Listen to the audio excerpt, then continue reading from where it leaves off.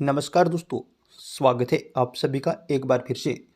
दोस्तों, अगर आप अपनी लाइफ में कुछ नया सीखना चाहते हैं तो मेरे साथ ज़रूर बने रहिएगा और मेरे चैनल को लाइक करिएगा, शेयर करिएगा, सब्सक्राइब करिएगा ताकि मेरा हर नया वीडियो आप तक आता रहे। दोस्तों, आज मैं आपके साथ फिर एक नई रहस्यमय वीडियो लेकर उपस्थित हो गया हूँ और उस वीडियो में मैं आपको बताऊंगा कि नर्मदा जी का जन्म कैसे हुआ था। जी हाँ दोस्तों, नर्मदा जी कौन थी और उनका जन्म कैसे हुआ था और वह पृथ्वी पर कैसे आई थी, तो इस विषय में आज हम आपको बताएंगे। तो आइए दोस्तों, वीडियो शुरू करते हैं, जानते हैं वीडियो का रहस्य। दोस्तों, वीडियो को पूरा देखें और अंत तक जरूर देखें। दोस्तों, एक समय की बात है कि भगवान शंकर अपनी तपस्या में लीन थे, कठोर तपस्या कर रहे थे। तो भगवान शंकर के शरीर से एक पसीने की बूंद गिरती है और उस पसीने की बूंद के गिरते ही एक सुंदर कन्या का रूप धारण कर लेती है, यानी कि एक सुंदर कन्या बन गई। और वह कन्या इतनी सुंदर थी कि उसे देखकर भगवान शंकर भी अचंभित रह गए। तो दोस्तों, इस तरीके से भगवान शंकर के पसीने से पैदा होने के कारण नर्मदा जी को सवेदजा भी कहा जाता है और उनका नाम नर्मदा स्वयं भगवान शंकर और माता पार्वती ने रखा था। दोस्तों, वह कन्या स्वर्ग में रहती थी, परंतु उनको पृथ्वीलोक पर लाने का जो कार्य था वो एक महान राजा हुए थे, पुरवरा। पुरवरा नाम के राजा इंद्र के समान शक्तिशाली और प्रभावशाली राजा थे। बड़े ही धर्मयज्ञ और वेद शास्त्री और विद्वान राजा थे, प्रजा के पालक थे। तो राजा को उनकी आवश्यकता पड़ी पृथ्वी पर लाने के लिए, अपने पितरों के लिए, नर्मदा जी को पृथ्वी पर लाने के लिए। देखिए दोस्तों, तब तक गंगा जी वह नहीं थी पृथ्वी पे। गंगा जी की उत्पत्ति बाद में हुई थी। माता गंगा को तो भागीरथ जी लेकर के आए थे। तो राजा पुरवरा ने भगवान शंकर की आराधना की, कठोर आराधना की, जिससे भगवान शंकर प्रसन्न हो गए और भगवान शंकर से राजा पुरवरा ने अनुरोध किया और राजा भगवान शंकर से कहने लगे कि हे प्रभु, पृथ्वीलोक पर हमारे जम्बूद्वीप। दोस्तों, जो जम्बूद्वीप नाम आया है, ये भारत को पहले जम्बूद्वीप कहा जाता था, जम्बूद्वीप के नाम से जाता था। और राजा शंकर भगवान से कहने लगे कि हे प्रभु, जम्बूद्वीप पर पानी की बहुत कमी है और हमारे पितरों को तर्पण करने के लिए हमें एक पवित्र नदी की आवश्यकता है। तो हे प्रभु, कृपा करके आप नर्मदा जी को पृथ्वीलोक पर भेज दीजिए।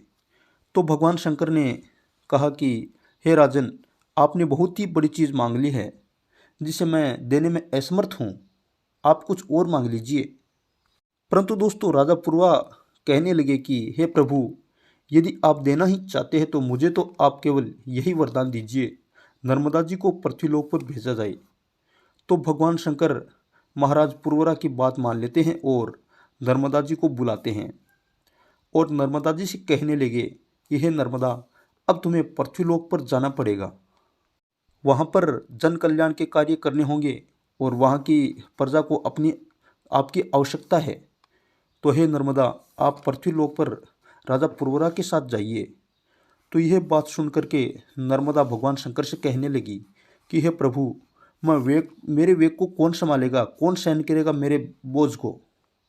मैं जब पृथ्वीलोक पर उतरूंगी तो मुझे कौन धारण करेगा।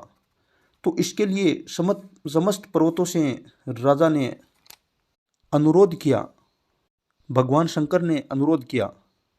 तो उनके प्रयासों से पर्वत राजी हो गए। दोस्तों, उस समय पर्वतराज हिमालय का अस्तित्व नहीं था, क्योंकि पर्वतराज हिमालय बहुत बाद में पैदा हुए थे। तो उस समय विंध्याचल नामक पर्वत उस समय इस पृथ्वी पर उपस्थित था। तो राजा ने पुरवरा ने विंध्यागिरी पर्वत से कहा कि हे पर्वतराज, मैं पृथ्वी पर जन कल्याण के लिए स्वर्ग से नदी के लेकर के पृथ्वी पर आ रहा हूँ। तो आप उनका व्यंग सहन कीजिए और उनको पृथ्वी पर लाने का प्रयत्न कीजिए। तो दोस्तों, विंध्यगिरि पर्वत ने कहा कि मेरा पुत्र मयंक पर्वत है, उसको सहन कर सकता है। उन्हीं घाटी में एक प्रियंक नाम का भी एक पर्वत है जो विंध्यगिरि पर्वत है उनका पुत्र कहा जाता है।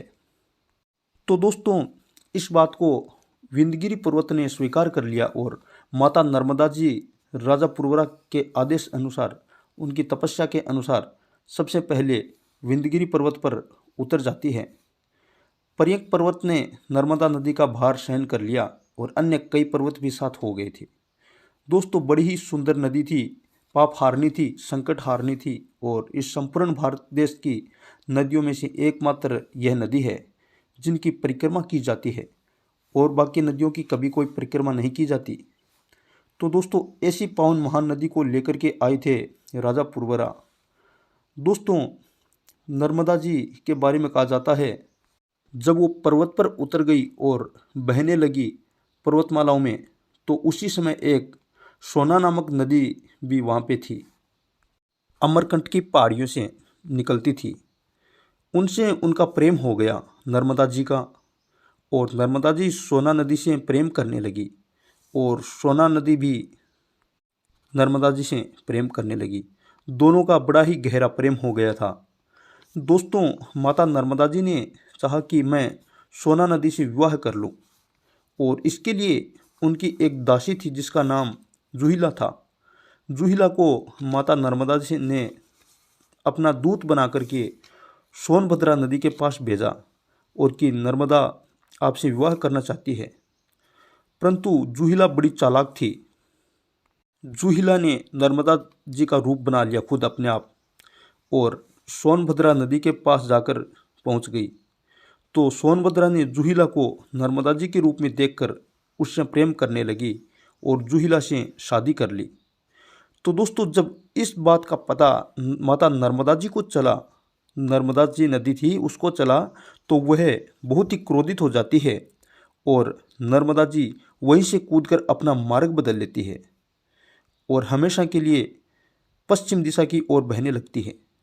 जी हाँ दोस्तों, हमारे भारतवर्ष की सभी नदियां हैं हमेशा पश्चिम से पूर्व की ओर बहती है, परंतु नर्मदा जी एकमात्र नदी ऐसी है जो पूर्व से पश्चिम की ओर बहती है।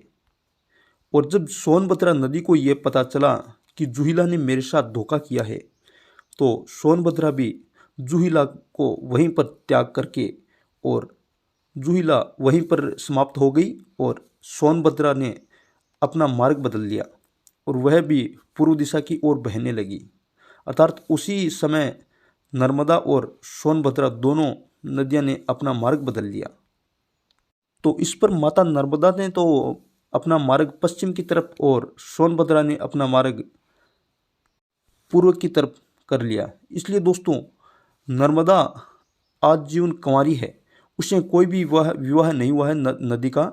माता गंगा जी ने तो कई विवाह किए थे। इसलिए दोस्तों माता गंगा जी से स्नान करने से ज़्यादा मोक्ष की प्राप्ति होती है नर्मदा जी में करने से।